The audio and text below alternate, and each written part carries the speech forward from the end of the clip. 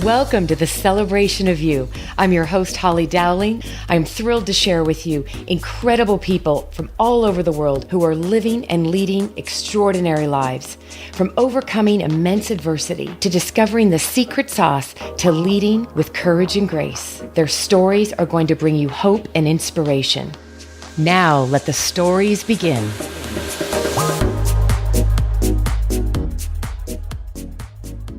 Oh my goodness, I'm already giggling and laughing, and I'm not even taking the time. Listeners, I love you. I appreciate you.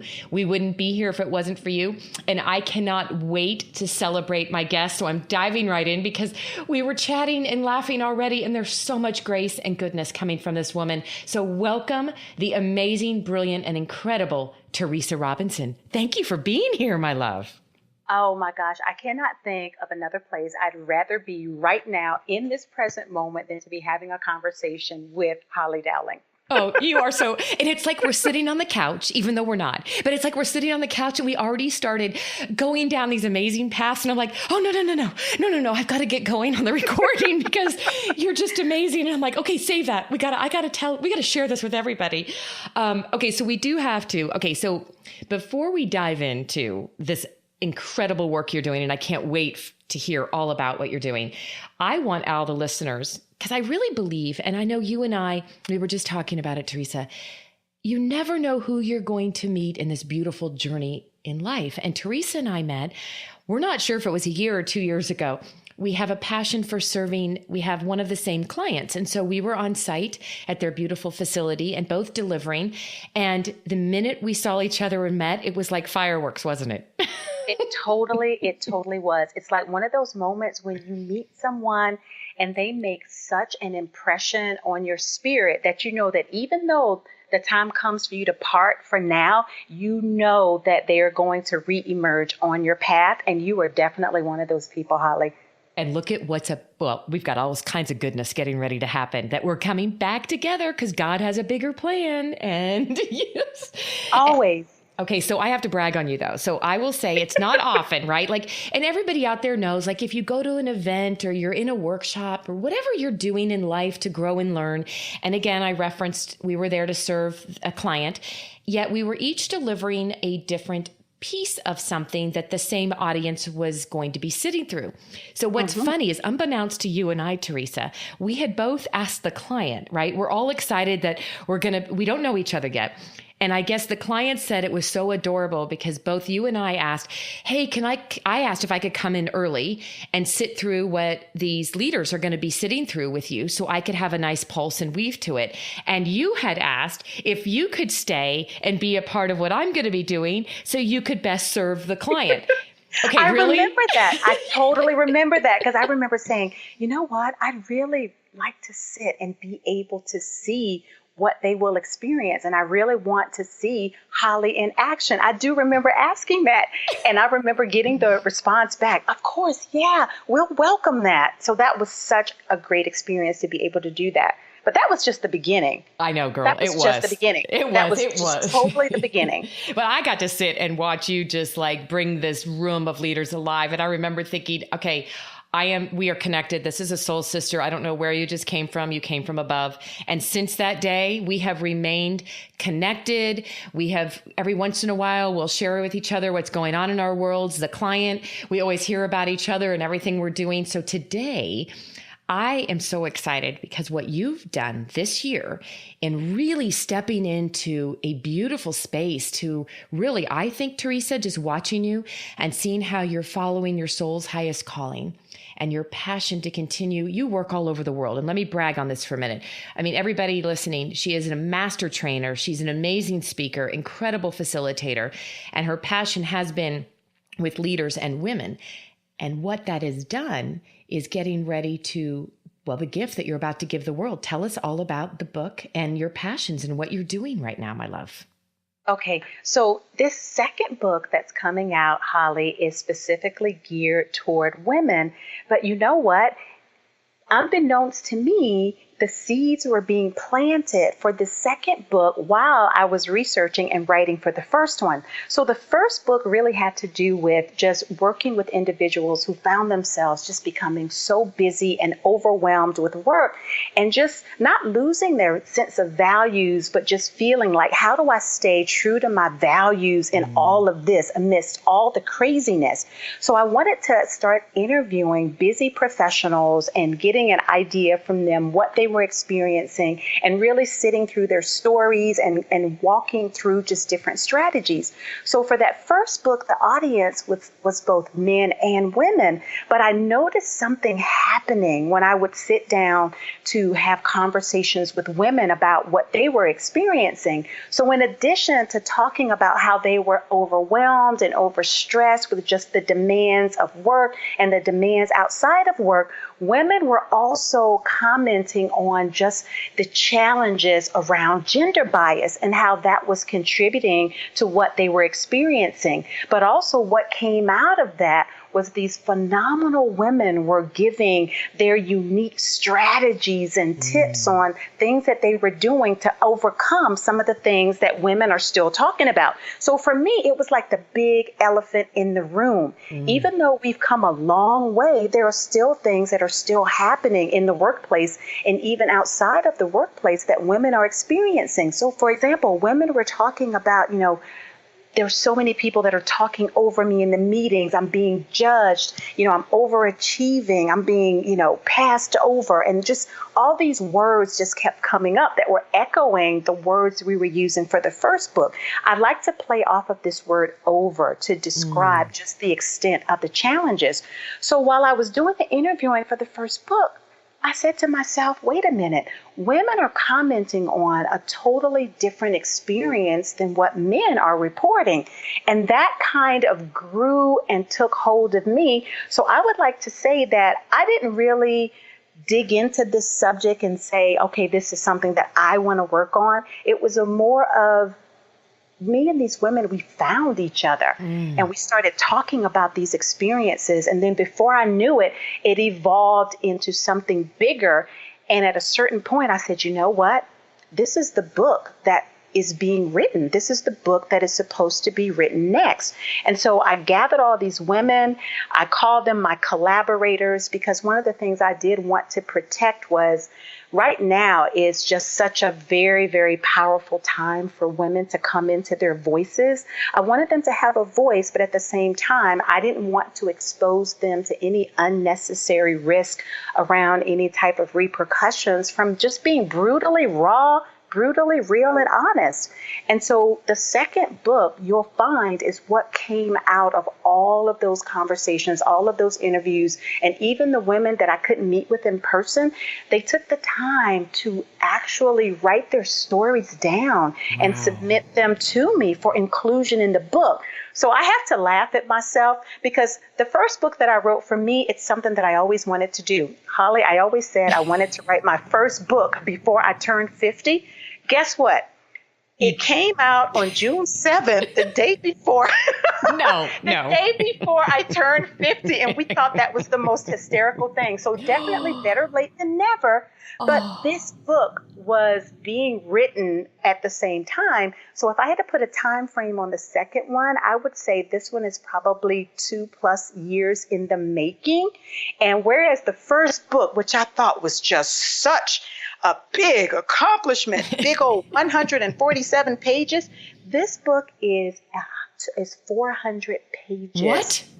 Yes. Can you believe that? What? So I went from not even 150 pages to a 400-page book that's coming out on August 1st, written by badass, wildly successful women for other badass, wildly successful women. I love it. And little did you know, okay, I don't want anybody to miss the most profound thing that you just shared with us. You went after making a passion and a dream happen, and unbeknownst to you, what manifested and blossomed was a whole nother project and book that's going to be so much, probably even more impactful than you could have ever imagined. All because of the first one, girlfriend, right? I would have to say the same thing because what's really interesting? even if only one person read this book, I have to think back to the experience and the support between me and my women collaborators, just the journey for this even to be coming out. I felt so transformed by just their stories and just the strategies and the wisdom that they shared around their own journeys, especially in a place or in a space where sometimes women feel like their voices are not heard. It was just the most incredible experience for me. I feel like I got more out of it than any of collaborators who took part in it. It was a part of my transformation, a part of my continued journey. Okay, so right now we've dangled the carrot enough. Let's tell everybody the name of the book and how they can go get it on or after August 1st. Drum roll, please. All right. So the title of the book is called Women Overcoming O Syndrome. Real, raw, unapologetic. O syndrome is the term that I'm using to refer to us being talked over, overjudged, passed over, looked over, overlooked. And also the external, so those are the external challenges, but the internal challenges would have to be the things that we continue to do to ourselves, Holly, because a lot of us are overachieving at the cost of our health and well-being. Mm-hmm. We're overcommitting, we're over-obligating ourselves, and a lot of us are still over-apologizing, and we're also over-isolating ourselves in a lot of situations where we could really benefit from the shared support and accountability of others. So that's what O syndrome is meant to refer to. And I know that's a mouthful, but for anybody that's thinking, well, is O syndrome a medical condition? As one of my collaborators put it so funny, she says, well, I am so glad O syndrome has nothing to do with orgasm, because haven't we women suffered enough? That's exactly where my head was going. I can just see the title of the book. Have you had your O yet?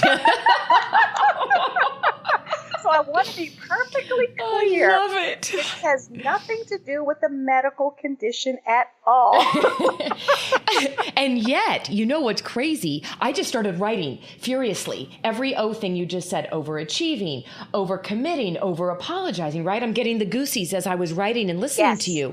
Yes. It's so real. It's so real in every way, shape, or form. And I'm thinking, what a brilliant common denominator that you obviously found in all these stories. It's like, it just hit me. This is huge, girl. And huge. I'm telling you, a lot of it came from the women themselves, because every over aspect of O syndrome has its own chapter devoted to it, with stories about that particular challenge. Also followed by do-overs and makeovers and strategies and tips and discussion questions. Me and my collaborators are so excited about this project. I actually sent out a few advanced review copies, and one of my collaborators contacted me and she said, may I please go ahead and give this to my husband for him to read? I just can't wait until August 1st. So when I wrote her back, I said, by all means, give it to your husband, because I'm also encouraging men to read it. Plus, I've already made it required reading for my own husband. Oh, I love where you're going with this. And, I'm actually just sitting here thinking, I wish we would have met sooner. I would have done your prelude or the conclusion and said overdone. Like that's the word coming to me. Like when I hit that moment, and it was right around in my late 40s, it was very liberating, as well as it was like, I had a huge life transformation when I finally realized I'm overdone. I'm done pleasing the world. I'm done being everything for everybody. I'm actually done with emotional vampires in my life. I'm done with negativity. I choose joy. So all I kept hearing in my head was overdone, overdone, overdone. And yet that word is really, if I were to think about it, Theresa, in the context of your book and all these amazing stories, that was transformational for me. When I finally could see it for what it is and made choices to move out of that space in my life. So, Holly, my mind is already working, because I'm thinking second edition, final chapter by Holly, and the name of that chapter is Overdone. It's a done deal. There you go. I am committing that to you right now. Well, if anybody out there, they're all going to hold us accountable. Okay. All right. I have to take you to, oh my gosh, I'm so excited about this. So, and this is one of the things that I love about the guests and people amazing like you, Theresa. Take us back to early in your life, whether it's as a young child, a young girl, maybe it was in grade school, high school, college, whatever that was for you. What was one of the most pivotal moments in your life? And it could be hitting rock bottom in some way, facing extreme adversity and overcoming it and realizing what you can do in your life. I would love to know what that pivotal moment is or was for you. Wow, that is such a great question. I would have to think back to when I was 7 years old. And when I was 7, that's when my dad decided that, you know what, I don't think I want to be married to your mom anymore. I think I want to pursue a different relationship. So he actually left us when I was 7, and he left my mom with me and my 2 sisters. I am the middle daughter of 3 daughters. And it was so interesting that time of feeling deserted by a primary male figure, because my mom, she actually just fell in love and gave up everything just for the love of her life. She did not go to college because she wanted to get married instead, and she just committed herself and dedicated herself to this marriage and this family. So then to have it all crashing down around her when I was 7, and my other 2 sisters, because I have a sister who's 1 year older than I am, and I have a sister who's 4 years younger than I am. So when my dad left, my mom, she went through a period where she was in serious mourning and depression. She did her crying, but you know what, Holly? I remembered that it did not last long. And the lesson that she passed on to me, as well as my sisters, is you have to be strong no matter what happens to you.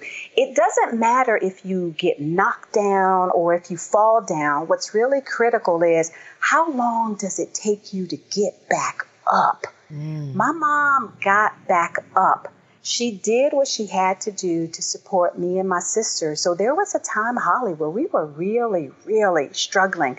I can still remember, eating pork and beans and eating air sandwiches and bologna and not having enough food to eat.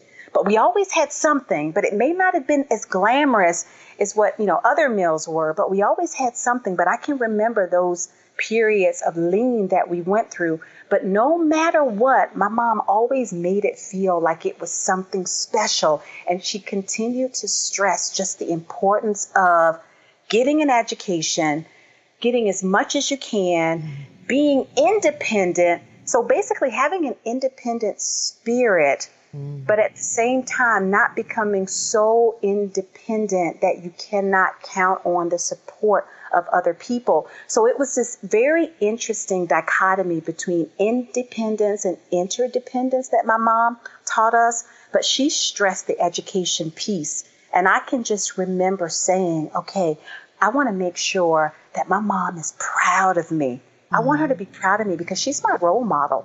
She was able to pick herself up and come through so much heartache, heartbreak, financial crisis, everything you can think of. I feel like my mother went through. But as a child growing up in that household, I always felt supported and loved. And my mother really, really encouraged us to go after what it is you want and to pursue what you believe in. And she also taught us to have a strong, unshakable faith in God. So that's probably a pivotal place for me, that 7-year-old period where I had to learn some lessons, and I'm continuing to learn them. I really am. I'm continuing to learn them, and I consider myself a lifelong learner, and I pride myself on being used as a tool by Him to transform others while yet myself still being transformed. That's a big part of what drives me. One more reason why I know I adore you and why we are so connected, and the beauty of knowing that look how many of us, I mean, I don't even know what the statistics are, whether we were raised in a family that went through a divorce, whether we ourselves, have been through a divorce. Mm-hmm. And when I was listening to you with my eyes closed, I was picturing like a visual of your family, your sisters and your mom, and just knowing that the gift she gave you in the midst of what could have seemed horrifically challenging times, right? To me, the moral and the greatest gift we can pass on to our children, when I think about, where you and I are in life and we have adult children and all the stuff we've been through, I still think, you look back on that and she gave you so many beautiful gifts in the journey of having to pick herself back up, be strong, right? Do what it takes to survive and thrive. Yeah. And one of the things you and I were talking about before we started the recording, and I just have to bring it back up. Obviously, it's so huge to both of us. One of the most important mantras of my life is, do you allow your trials and tribulations to define you or refine you? And you said almost identically that earlier, right? Seriously. That is totally why we're connected, Holly. I think that is why we're connected. Girlfriend, it is. And when you think about like just that story you just shared, and probably if we took each of our lives, right, and all of the stuff, because you and I, like, I choose to not live in woe is me, it's wow is me. And Love that. And yet there's so many people that it's easy to get into the quicksand, and we blame the world for where we're at. We become the victim of everything and everybody. And this is why choosing the people that you spend your quality time with, align yourselves with people like Theresa's. This is why when you meet people in your lifetime, gang, and they bring and lift you up and bring you a spirit of goodness and joy, that's where you need to be spending your time. It's a choice. How you choose how you spend your time. And Theresa, you are such a gift in knowing, and I would love if I could ever, is your mother still with us or is she? Yes, okay. Yes. And I will tell you, Holly, you know what else too, as I'm listening to you, when I think about my mom and then I think about me now, I mean, there are certain ways that I refer to myself as part of that sandwich generation where now I'm getting to a place where I have to be concerned about, my aging mother, and I'm still raising my own. When I think about how that sandwich translates for me in a way that drives me, do you know what gives me the greatest joy? And it may sound so simple, but it just gives me the greatest joy. When I can say to myself that my mom is proud of me, but then also my children are proud of me, that is a huge driver for me. When I can say that, you know what I mean? To me, that's how I define success. So it's not about how many speaking engagements or, I'm coming out with this second book. It's really about, is my mom proud of me? Are my two kids proud of me? And when my daughter, who's 26 years old, can still call me mommy and make my eyes water because she's proud of me, that is one of the sweetest spaces I can occupy. Because, she still calls me mommy. And she says, Mommy, I'm proud of you. Mommy, you're my role model. She's 26 years old. She has her own independent life. That means the world to me. So yes, my mom and my kids, when that happens for me, that just continues to drive me. And that's not to say that I always get it right, because Holly, I don't. And I always tell people it's not about perfection. It's about what progress are you making on your own journey, because everybody has their own journey. It's not about comparing yourself to other people. It's about what progress are you making on your journey. Absolutely. What legacy are you leaving? Yeah. You just got me. My heart, like I'm just kind of having a moment, this aha moment, when you just said it's so important, and it is. I've never realized how important knowing my parents are proud of me. I think I've always known that that's something I've loved and cherished. I don't think until this moment have I truly been cognizant of how much it means to me, because I'm a mother of boys, and how much it means to me that they are so proud of me. And I was single for a long time with my boys. And to this day, when out of the blue, I'll get a text message just telling me that, just out of the blue, right? I'm so proud of you, Mom. You made me the strong person I am. You never gave up. You've inspired me to go after my dreams. Thank you. Like, I can't even tell you right now how much it means to me, and that I've never actually articulated that. You just gave me a gift, because I do think that matters to me more than anything. Oh, yeah. Isn't that such a feeling, though? Yeah. Yeah. Oh, It really is. It's an amazing feeling, and I'm not going to take it for granted. I'm just sitting here and I'm soaking it in. And as a matter of fact, okay, now you can laugh, and anybody listening can laugh, because secretly, no, I'm not a hoarder, and I don't mean it like that, but I do save all. Okay, we'll put that in the next chapter of Overdone. Okay. But I save all the cards they've ever given me. I love cards. And when people write me handwritten cards, but when it's from my children, Theresa, I've saved all of them. I've even saved voicemails on my phone when my kids leave me really sweet messages. Oh my gosh. So Holly, I think we truly are sisters, because I have that habit of saving too. And don't call yourself a hoarder. No, but I can't help it. What? Here's what we're doing. We are saving our treasures.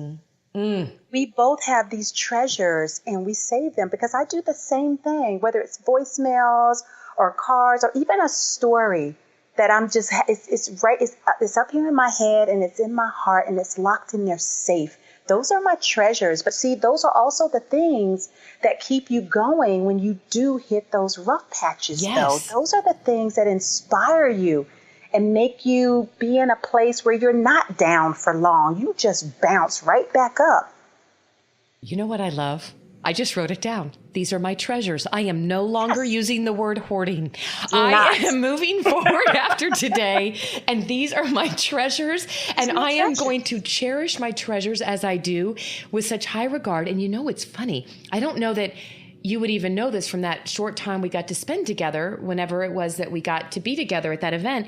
I will say that I carry around, and many times I've been known to go grab it, pull it out of my briefcase or my purse, but I carry around, Theresa, if we were on video, I would show you right now, a Ziploc baggie.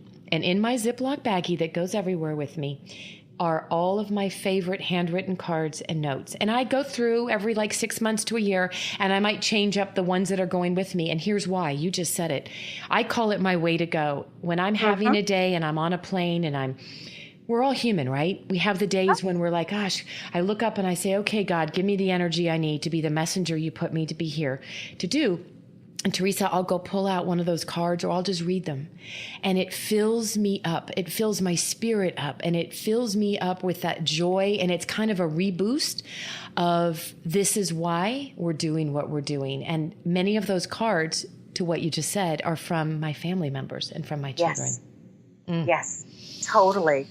So we can make a deal. Okay. If you promise not to use the word hoarder, I want you to also to promise not to call me a stalker when I tell you this little tidbit. Okay, go. You remember when we first met, and I had the opportunity to sit in your session and to be so blessed by your session?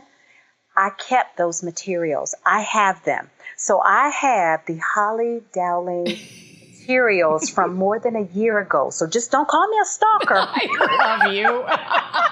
I still have it. It's a treasure, Theresa. Because it's a treasure, and I saved it because I do save a lot, because I meet so many amazing people. And like you said, just the ability to touch and be touched, I don't take that for granted, and I don't take that lightly. So for me, it's just a little tangible something that I can kind of hold on to until we meet again. And look at when we've got so many exciting things on the horizon. Yes, we're going to be connecting a lot. You just made me smile. And this is our new word. Today's celebration of yous, I always have a mantra or a theme. It's called treasures. Cherish your treasures. And that is what you just gave every one of us, as well as myself, a rekindled, renewed spirit of treasure. And my friend, I'm so excited about what's about to happen for the two of us, and lots of exciting things. I do ask my guests this one question, and you just gave us tremendous wisdom from when you were 7 years old. I want to take you to maybe a 25-year-old self. And here's what I'd love. I can only imagine what's about. Another treasure is going to come out of your mouth, by the way. When you look at if you look back on your 25-year-old self, who you are today, and all the lessons and the journeys you've been through, what advice would you give that young woman based on who you are and what you know today? You ask such great questions. That's another reason why I love you so much. So, first of all, let me just envision myself at 25. Woo-hoo. You're taking me way, way back. Oh, you don't even look like you're a day over 30. So, when you drop this 50 thing, Oh, yeah. And when I hit 50, that was a couple of years ago, Holly. So now you're taking me back to 25. Wow. Okay. So here's what I would say to my 25-year-old self. When you get the no's, because it's not about if you get the no's, when you get the no's that you will get, don't consider them no's, consider them not yet. Consider them not yet and continue to press forward, no matter what. Oh, I love that. Oh, look at us. We're like, another treasure. Wait, you know what, Theresa? This is your new nuggets. It's Theresa's treasures. There you go. Because Holly, I have received a lot of no's and have watched them be transformed into not yet. I mean, granted, some of your no's are no's, but the not yet piece in terms of keeping your sense of self whole and intact, it's so important to have that message. And I know that if I could speak to my 25-year-old self, I would say, yes, you've got to get this one. Get this one. Oh, I just love that. Absolutely love that. And when we get to see each other again, will you remind me to share with you the story that I don't share with a ton of people, but it was when I was a young girl and what created in me as I went from being a third grader into making a dream happen in college, which I'm just going to tell you that. And that was what became my mantra. Tell me no, watch me go. Every time I was told no, I ended up using it as fuel to continue going after my passion. So that's all I'm going to tell you. Remind me when we get to be together and I will tell you that story.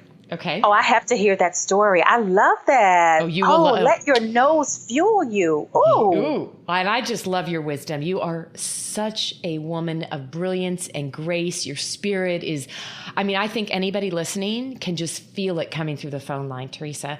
Thank you, my amazing new friend. Well, not new friend. We've been friends for a while now and feel like it's been a lifetime. I know. Oh, darling, you are amazing. Okay. Well, you know what? I wanted to say this. What? It takes one to know one. That's what people should hear. That's what they should have heard. It takes one to know one. It does. And you know what? I'll just add that in. It takes one to know one. There you go, everybody. To know one. Okay. So what can I do for you, Holly? Because I love your post, especially when you say get your ass in gear. Did you love that? That sounds like something one of my collaborators would have said, and I wish that I had that bite to put in there. I love that. Get your ass in gear. I love that. Thank you. It's these things I always say come through literally divine inspiration. I was getting so tired, and I'll be honest where this came from. When I just get like, that is it, enough.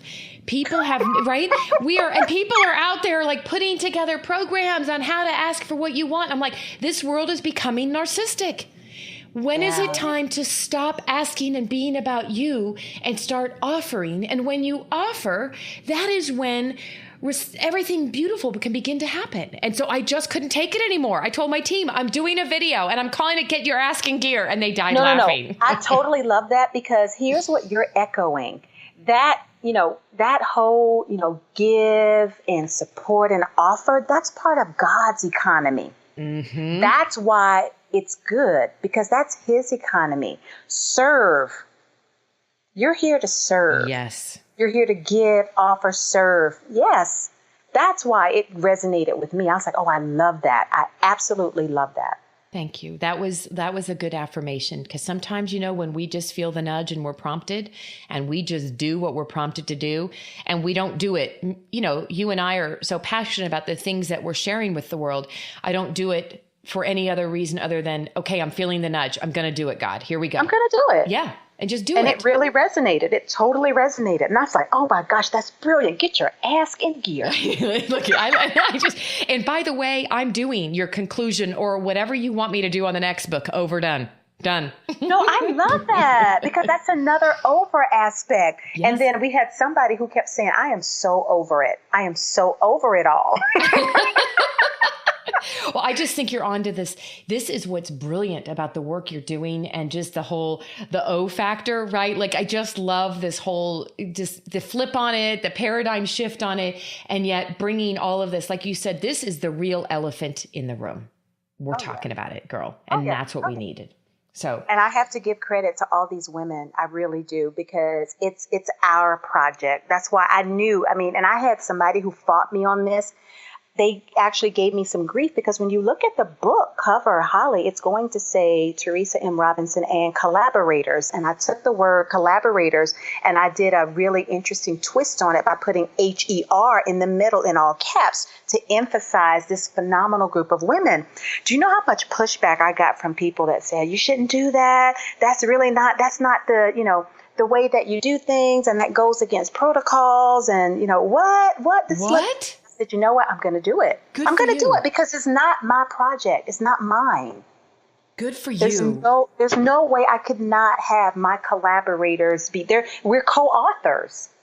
Yes. And I love that you didn't let them push back and then fall. You just stood your ground and said, nope, This is what's important. And this is your book, Theresa, Yes. and you will know, because the people that this will go wild, and you will know that you followed the right nudge, you followed what you were hearing, and you did what you were supposed to do, and let the world's noise stay out of the way. There you go. So there you go. Thank you for being here with me. And would you please let everybody know, there will be people, always many, that would love to probably reach out, find out more about your book. How can they follow you? How can they learn more about you and your amazing work in our world? Tell us how to do that. How can they reach out? Probably the quickest and the easiest way is just look me up on LinkedIn. And from there, you could go to my website. You can message me, send me an invitation to connect. I am always looking to collaborate, and I'm always looking to build more relationships. I would love it if people would reach out. Oh, I love it. Well, there you go, everybody. The amazing, beautiful, and brilliant Theresa Robinson. Thank you, my love. Until we see each other soon. I can't wait. Thank you. All right. Bye for now. Thank you. Bye. Thank you for joining me for another awesome celebration of you. If you were inspired by this story, please share it with your family and friends and hashtag Your Story Matters. I'd love to hear from you, so please leave a comment on iTunes. And absolutely, please come to my website, hollydowling.com. Leave a comment there too, and while you're there, pick up your free gift. Most importantly, though, just remember that your life is a gift from God. What you do with it is your gift back.